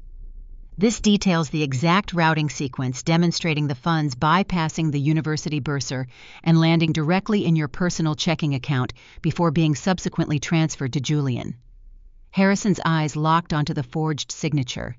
The belligerent entitlement drained from his face, replaced by a cold, suffocating dread. Evelyn let out a short, choked gasp, covering her mouth with her hand. I slid a second, more ominous document across the table. It bore the distinctive seal of the Federal Bureau of Investigation, specifically the Financial Crimes Division. This, I continued, my voice devoid of mercy, is the formal complaint drafted and submitted directly to the federal authorities by Naomi's legal team in Chicago. It details your attempt to utilize those stolen funds to bribe a university official, effectively bridging domestic identity theft with institutional corruption. My father stared at the FBI seal. He tried to swallow, but his throat was visibly dry. He was a man who understood leverage, and he realized with absolute certainty that he currently possessed none. He was entirely at my mercy, and he knew I possessed none to offer. You assumed my silence meant I was broken, I stated, stepping closer, forcing him to hold my gaze. I wasn't broken. I was auditing you. You built your entire illusion of wealth on my credit, and now the margin call is mine to execute. I leaned over the table, delivering the final non-negotiable terms of their surrender. You have exactly 24 hours, I dictated. You will contact the lender and formally initiate the process to assume full legal liability for this fraudulent $40,000 loan. You will remove my name entirely from the debt structure. Furthermore, to compensate for the damages incurred by your identity theft, you will execute a quitclaim deed, transferring the sole ownership of the suburban property to me. Harrison's mouth opened, a silent protest forming on his lips. The suburban house was their final remaining asset, the very property he had heavily mortgaged to fund Julian's fabricated lifestyle. If the loan is not assumed and the deed is not transferred by noon tomorrow, I concluded, my tone slicing through any remaining hope he harbored, Naomi's firm will authorize the federal task force to proceed with the indictment. Federal agents will arrive at your door before the weekend. You will both face extensive prison sentences for wire fraud, identity theft, and attempted bribery. The choice was laid bare. They could surrender their remaining assets and assume the crushing debt they had created, or they could face the absolute certainty of a federal prison cell. The power dynamic had permanently inverted. The scapegoat was now the executioner, and the execution was scheduled for the following morning. But as my parents grappled with the devastating reality of their choices, my mother, driven by a primal, desperate instinct to preserve the family unit at all costs, was about to make one final pathetic attempt to manipulate my conscience. The profound silence that followed my ultimatum was heavy and toxic, filling the VIP lounge like a physical weight. Evelyn stared at the FBI document resting on the mahogany table, the seal blurring before her eyes. For decades, she had wielded maternal guilt as a precision instrument, manipulating narratives and manufacturing victimhood to maintain her social standing. But the tears that suddenly spilled over her cheeks now were not performative. They were the raw, gasping sobs of absolute catastrophic desperation. She was watching the total liquidation of her entire existence. "Clara, you cannot do this!" Evelyn wailed, the carefully cultivated polish of a wealthy suburban matriarch dissolving into a shrill, frantic plea. She lunged forward, her hands hovering above the documents as if she wanted to physically tear them apart, but terrified of touching the federal evidence. "You cannot destroy your own blood. We are a family. We are your family." I did not flinch. I did not offer a comforting gesture. I stepped closer, closing the distance until I was looking directly into the panicked, hollow core of the woman who had spent my entire life attempting to erase me. "Family," I repeated quietly, the word tasting like rust on my tongue. I held her gaze with an icy, unyielding clarity. "Family ceased to exist the day you liquidated my grandfather's educational trust to purchase a luxury vehicle for a fraud. Family died the night you orchestrated my eviction, attempting to force me into servitude to subsidize your suffocating mortgage debt. I gestured sharply toward the forged loan origination file. "You did not view me as a daughter. You viewed me as an exploitable asset. You explicitly labeled me a defective product." I paused, letting the silence stretch, ensuring every word landed with maximum impact. "Today, Evelyn, the defective product, is formally liquidating your entire portfolio." Evelyn collapsed into a nearby chair, burying her face in her hands, the sound of her weeping stark and ugly in the quiet room. I shifted my focus to Harrison. The formidable patriarch, the man who had confidently commanded me to accept my reality as overhead, was currently standing frozen, a husk of his former self. His complexion remained an unnatural shade of gray. His eyes darted frantically from the FBI complaint to the quitclaim deed I had prepared alongside the loan assumption forms. He possessed enough legal and financial acumen to understand the inescapable reality of his situation. He recognized that Naomi's Chicago firm possessed the institutional power and the ruthless intent to ensure the federal indictment was prosecuted to the fullest extent of the law. If he attempted to fight the extortion, the ensuing trial would publicly expose the bribery, the identity theft, and the academic fraud. He would lose his freedom, his remaining assets would be seized by the federal government, and his precious reputation would be permanently, irreparably annihilated. The alternative was total financial surrender. He had to assume the crushing weight of the $40,000 loan and sign over the deed to the suburban house, the very property he had already heavily mortgaged to fund Julian's mansion. He was trapped between a prison cell and absolute destitution. I slowly pushed a silver pen across the polished wood of the table until it rested against the edge of the quitclaim deed. "Sign it, Harrison." I instructed, my voice devoid of emotion. "Transfer the liability, transfer the property, or I make the phone call right now, and the federal agents will be waiting in your driveway before you can even drive home." Harrison stared at the pen. His hands, usually so steady and authoritative when dismissing my achievements or calculating his own gains, were now trembling violently. The man who had sneered at my state school acceptance letter, who had proudly announced that I was not special enough to deserve his investment, slowly reached out and picked up the instrument of his own ruin. He did not argue. He did not attempt a final negotiation. The armor of his arrogance had been completely shattered. He leaned over the table, his breathing shallow and rapid. With shaking fingers, he signed his name on the line, transferring full ownership of the family estate to me. He then signed the corresponding documents, formally assuming the sole legal responsibility for the fraudulent debt. He executed the surrender of his entire financial future, handing over the keys to his kingdom to the daughter he had thrown away. I calmly reached forward and retrieved the signed documents, sliding them securely back into my leather portfolio. I secured the clasp. I did not offer a parting word of advice or a gloating farewell. True power does not require a monologue. I turned my back on Harrison and Evelyn. I walked across the plush carpet of the VIP lounge, the click of my heels rhythmic and decisive. I pushed open the heavy oak doors and stepped out into the bustling concourse, leaving my parents behind in the silent room. They were trapped in the wreckage they had meticulously engineered, burdened by massive debt, facing imminent foreclosure, and acutely aware that their golden child had been expelled and abandoned. I had secured my leverage, but the consequences of their collapse were about to ripple outward, triggering a chain reaction that would systematically dismantle every remaining vestige of the Sullivan name. The transfer of the deed and the assumption of the fraudulent loan were merely the structural precursors to a much larger systemic collapse. When a foundation is built entirely on stolen capital and manufactured prestige, removing a single load-bearing pillar triggers an inescapable accelerating demolition. Over the following 6 months, the Sullivan family experienced the precise mathematical reality of absolute ruin. The federal authorities did not simply ignore the bribery attempt just because Naomi had withdrawn the formal complaint from active prosecution. President Sterling had fulfilled his institutional obligation. He had transferred the complete dossier regarding the embezzlement ring and the associated tampering to the Department of Justice.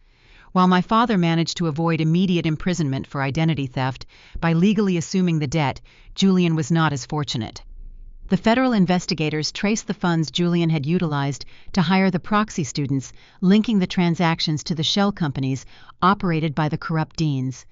Julian was formally indicted on multiple counts of conspiracy and wire fraud. The golden child, the manufactured genius groomed for executive leadership, was now a convicted felon facing significant prison time. The expulsion from the university was permanent, but the felony conviction effectively eradicated any possibility of future employment in the corporate sector. His meticulously curated resume was now a toxic liability. Simultaneously, the financial vice tightened around Harrison and Evelyn. They had desperately remortgaged their suburban estate to secure Julian's luxury mansion. However, the mansion's financing was contingent on Julian's anticipated earning potential and the assumption of Naomi's dowry. When Naomi legally severed all financial ties and froze the joint escrow accounts, the mortgage on the mansion defaulted almost immediately. Furthermore, I legally owned the deed to the suburban property. I did not evict my parents abruptly. I operated strictly within the confines of property law. I initiated a formal, aggressively scheduled foreclosure proceeding based on their failure to maintain the primary mortgage payments they could no longer afford because they were now drowning in the $40,000 high-interest loan they had assumed from me. Within 4 months of the graduation ceremony, the bank seized the suburban house. Harrison and Evelyn were forced to vacate the property they had used for decades to project their illusion of wealth. Stripped of their assets, crushed by debt, and socially isolated, they relocated to a cramped, deteriorating rental apartment on the far outskirts of the city. The country club memberships lapsed. The luxury vehicles were repossessed. They were reduced to surviving on a fraction of their former income, trapped in a meager existence they had previously mocked. The destruction of their social capital was perhaps the most agonizing consequence they endured. They had spent 30 years cultivating relationships with judges, politicians, and business leaders, building a pristine public facade. That facade was methodically dismantled by the very woman they had attempted to exploit. Naomi returned to Chicago, resuming her role as a formidable corporate litigator. She did not launch a loud, messy public smear campaign. She operated with the quiet, lethal efficiency of a seasoned insider. During exclusive galas and high-level board meetings, she subtly, strategically leaked the details of Harrison's identity theft and Julian's academic fraud. The whisper network within the elite financial circles moved rapidly. The Sullivan name transitioned from a respected brand to a cautionary tale of grotesque mismanagement and corruption. They became pariahs, completely ostracized from the very society they had sacrificed me to impress. While their empire crumbled into dust, my trajectory accelerated. I settled into my role as a senior partner at Vanguard, operating directly under the mentorship of President Sterling. The clandestine risk assessment project evolved into a permanent, highly specialized division focused on forensic corporate auditing. I commanded a team of analysts dissecting acquisitions and identifying hidden liabilities for the firm's largest clients. The salary and performance bonuses accompanying the position were staggering. I utilized that capital to purchase a sprawling penthouse apartment in the heart of the financial district, a residence featuring panoramic views of the skyline and an unassailable security presence. It was a space designed entirely according to my own specifications, devoid of the suffocating performative aesthetics of my childhood home. The alliance forged with Naomi during the destruction of the Sullivan facade evolved into a formidable professional partnership. Recognizing her exceptional intellect and her capacity for strategic ruthlessness, I brought her on as the exclusive legal counsel for my division at Vanguard. She managed our most complex contractual negotiations, her sharp legal mind, securing our positions against any potential vulnerabilities. We occasionally shared espresso in high-end cafes or reviewed briefs over expensive dinners, two women who had recognized a toxic structure and systematically engineered its collapse. We never spoke the names Harrison, Evelyn, or Julian. They were no longer relevant variables. They had been entirely expunged from the active ledger, relegated to the status of a closed, balanced account. My parents had attempted to define my ceiling by starving me of resources and branding me a defective product. They believed that denying me a college fund would permanently disable my potential. They fail to understand that when you push someone into the shadows, you inadvertently provide them with the perfect cover to meticulously construct a guillotine. I had proven that being discarded was not an ending. It was simply the opening maneuver in a highly calculated, overwhelmingly successful hostile takeover, and the lessons I extracted from that conflict became the absolute foundation of the empire I now controlled. As I review the trajectory from a desperate student working night shifts to a senior partner commanding a division at Vanguard, the architecture of my survival becomes starkly apparent. The strategies I utilized to dismantle the Sullivan family empire were not merely reactive measures. They were operational protocols forged in a highly toxic environment. I did not just escape my family, I weaponized their methodologies against them. The transition from background radiation to apex predator required a fundamental recalibration of how I perceived value, visibility, and conflict. These are the principles I extracted from the darkness, the operational guidelines that govern the life I now possess. The primary directive I established concerns the inherent calculation of worth. Your value is not a metric to be evaluated on a balance sheet. It is not a variable subject to the volatile fluctuations of someone else's ego or ambition. Growing up, Harrison and Evelyn treated affection as a strictly transactional commodity. They operated a household resembling a ruthless corporate board, where resources were allocated exclusively to the asset, demonstrating the highest potential for public relations returns. Julian was funded because he possessed the charismatic profile they believed would yield social dividends. I was denied basic educational support because I was categorized as overhead, an expense that offered no immediate optical benefit. People who perceive relationships through the lens of return on investment are incapable of recognizing humanity. They evaluate you strictly on your utility to their narrative. If you internalize their assessment, if you accept their definition of your worth, you willingly accept the role of a depreciating asset. You must recognize that their inability to see your potential is a profound limitation of their own vision, not a reflection of your capacity. You are a person possessing an inherent non-negotiable value that exists entirely independent of their ledger. Refusing to let toxic individuals dictate your market value is the first crucial step toward executing a hostile takeover of your own life. The second operational principle involves the strategic application of absence. Invisibility is not a punishment. It is the ultimate tactical advantage. It is a training ground. When a toxic family structure designates you as the scapegoat, their primary objective is marginalization. They attempt to minimize your presence to ensure the golden child remains unobstructed in the spotlight. They assume that by ignoring you, they render you powerless. This is a catastrophic miscalculation. When you are overlooked, you are granted the unparalleled freedom of unmonitored movement.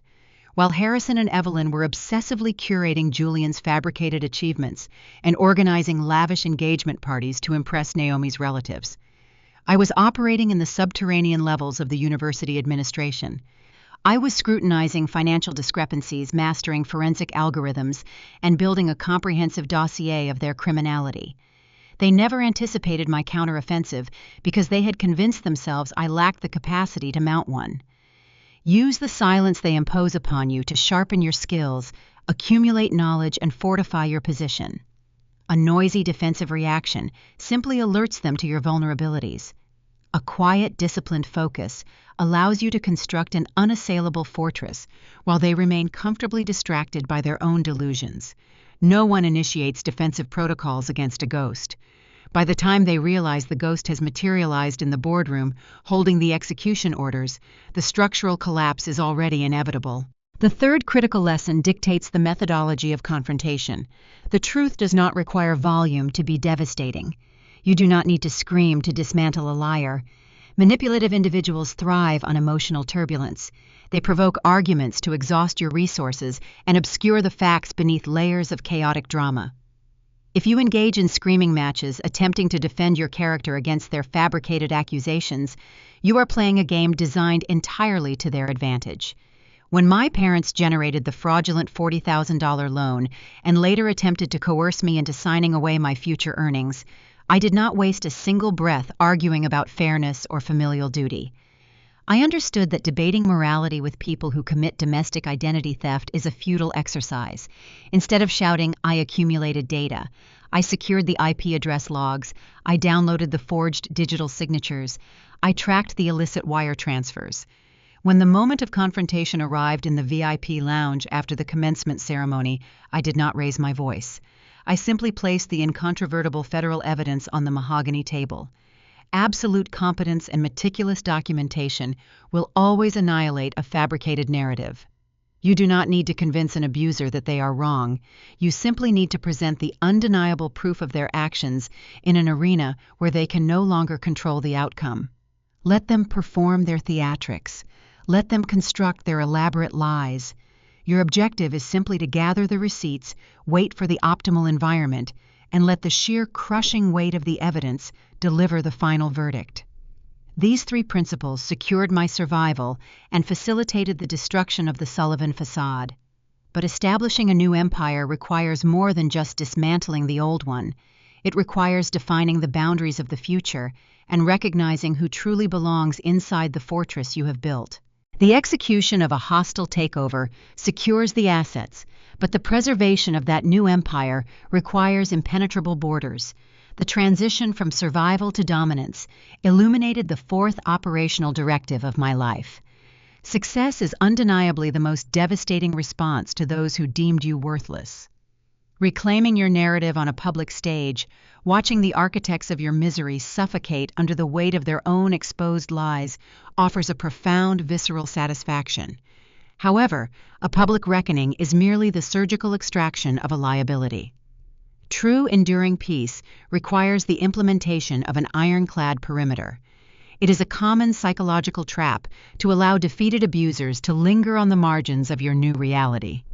4 months after the bank seized their suburban estate, a thin, cheap envelope arrived at the Vanguard corporate mailroom marked private and confidential. I recognized Evelyn's slanted, nervous handwriting immediately. In the past, a letter from my mother would have induced a severe panic attack. Now it merely registered as a minor administrative nuisance. I opened the envelope using a silver letter opener. The pages were filled with desperate, manipulative pleas. She wrote about the damp conditions of their new low-rent apartment on the outskirts of the city. She detailed Harrison's declining health and his inability to secure even entry-level legal consulting work due to the federal stain on his record. She begged for a small monthly stipend, claiming that blood obligations should override past misunderstandings. I did not draft a reply. I did not engage in a debate over the definition of a misunderstanding. I walked over to the industrial shredder in the corner of my office. I fed the pages into the machine one by one, watching the desperate ink turn into uniform strips of waste. I then instructed my executive assistant to automatically reject any future correspondence bearing their names. When you construct a table using your own sweat, sleep deprivation, and relentless grit, you do not owe the individuals who tried to starve you a seat at the banquet. Society often pushes a narrative of unconditional biological loyalty, suggesting that shared DNA demands infinite chances. That is a manipulative fiction designed to protect abusers from the consequences of their actions. You are under no obligation to finance the redemption arc of the people who forged your signature and pushed you toward the edge of ruin. A clean, irrevocable break is the only mechanism that ensures your foundation remains uncontaminated. You must learn to lock the door and throw away the key without a single shred of remorse. This reality leads directly into the fifth and final operational guideline. Kinship is an architecture you construct, not a genetic lottery you are forced to endure. Biology dictates the origin of a relationship, but continuous deliberate choice builds a family. My biological parents evaluated me as a depreciating asset, a tool to be discarded when my maintenance outpaced my perceived utility. They attempted to extinguish my potential to illuminate their chosen successor. The people who constitute my actual family are the ones who identified my capability while I was operating in the dark. President Sterling did not share a single strand of my DNA.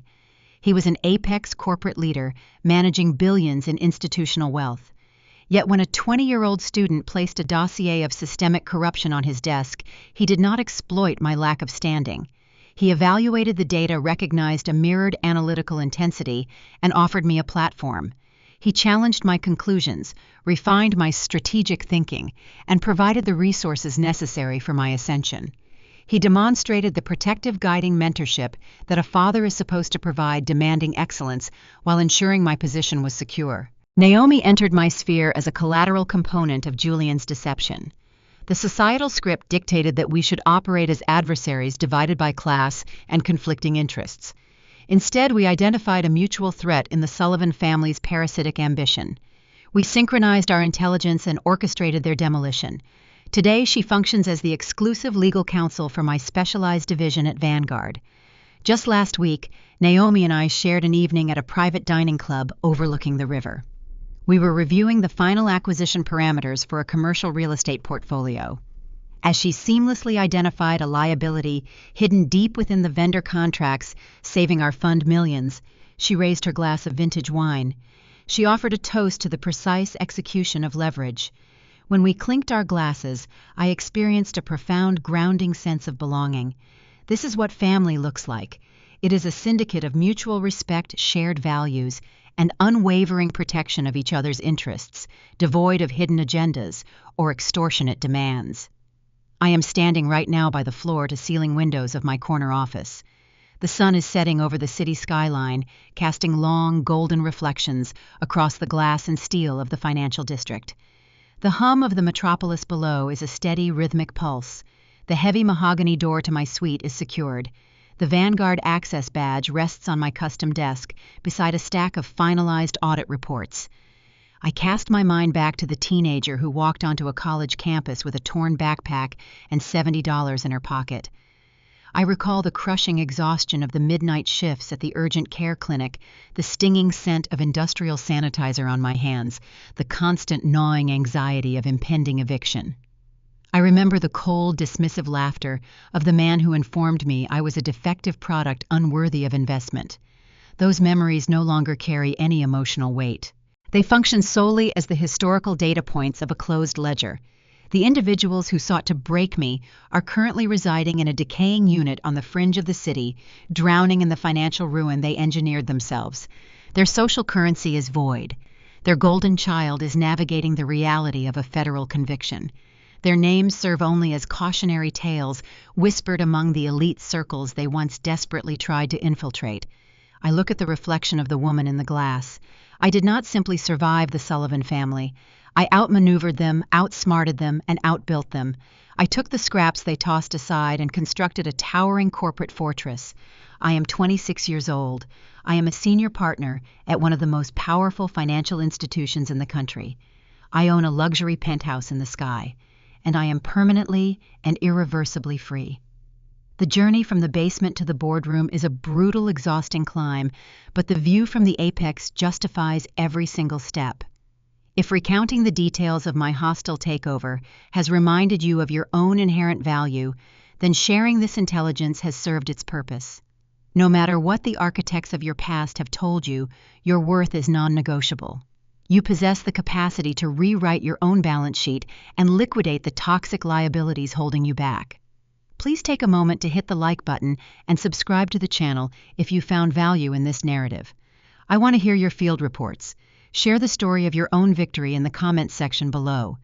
Let me know how you proved the detractors wrong and claimed the territory you deserve. Keep building your fortress, protect your assets, and I will see you in the next case file. I stand by the floor-to-ceiling windows of my Vanguard corner office, watching the skyline dissolve into twilight. The city below pulses with commerce, indifferent to the fact that I recently closed the most consequential ledger of my life. My phone rests on the mahogany desk, blissfully silent.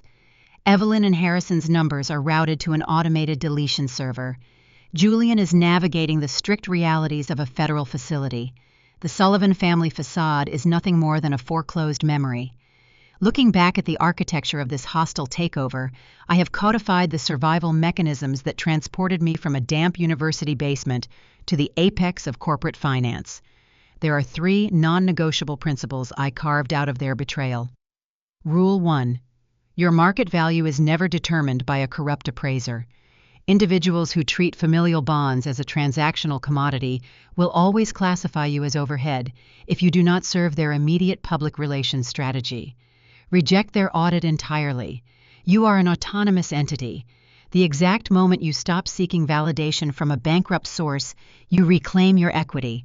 Rule 2. Weaponize your invisibility. When manipulators overlook you to focus on their golden child, they hand you a profound tactical advantage. A loud emotional defense merely exposes your vulnerabilities. Silence, however, allows you to gather intelligence, fortify your position, and calibrate your countermeasure. No one initiates defensive protocols against a phantom. By the time they realize you are holding the leverage, the structural collapse is already inevitable. Rule 3. Blood is a biological accident. Loyalty is an earned contract. People who share your DNA are not entitled to the dividends of your future simply because they occupied your past. Kinship is forged in mutual respect and shared integrity. Naomi and President Sterling recognized my capability when my own parents attempted to extinguish it. They are my chosen board of directors. I look at the reflection in the glass. I did not merely survive the people who threw me into the cold. I outsmarted them, outmaneuvered them, and ultimately acquired the very ground beneath their feet. I am 26 years old, a senior partner, and I operate on my own terms.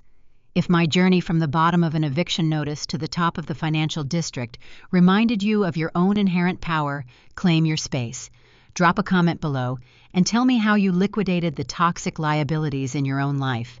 Hit the like button, subscribe, and make sure you turn on notifications for Hazel Tells Stories so you never miss another case file. Keep building your fortress, and I will see you in the next one.